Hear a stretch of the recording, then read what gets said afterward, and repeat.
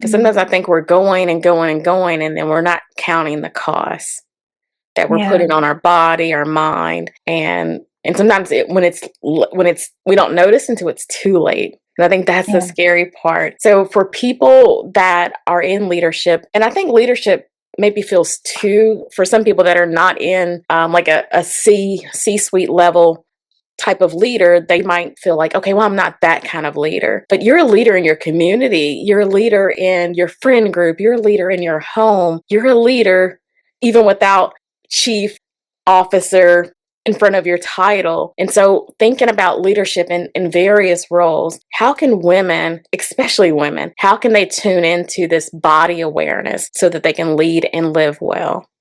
Yeah. Yeah. I love what you say about the leadership piece. I always say it's not a title, it's how we show up. And so it's really across all of these different facets. And so what can we do to lead well? So first is building something called interoception skills. This is our ability to really understand and read our internal landscape through our senses. Why this is so important for women is when you break it down, there's two elements. There's interoceptive accuracy and there's interoceptive awareness. So one is around, can I actually sense what's going on in the body, right? That's the interoceptive awareness. So the best way it's tested is through like being able to count our heartbeats without actually counting our pulse. But it's also thirst, hunger, shifts in maybe muscular tension. And then the other piece, interoceptive accuracy, is related to, do we trust it? And Ooh, that's good.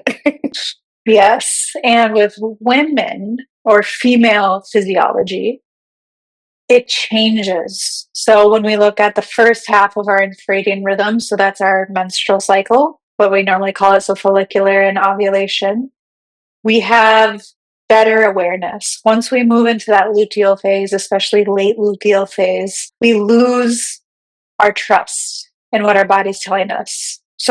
It's essentially like you have a really strong radio connection. You can hear everything. Maybe it's really loud, right? These are the sensations we're experiencing, but you're not trusting what you're hearing. You're not believing it. And so this is a really important key piece of, how are we actually perceiving what's going on in the body?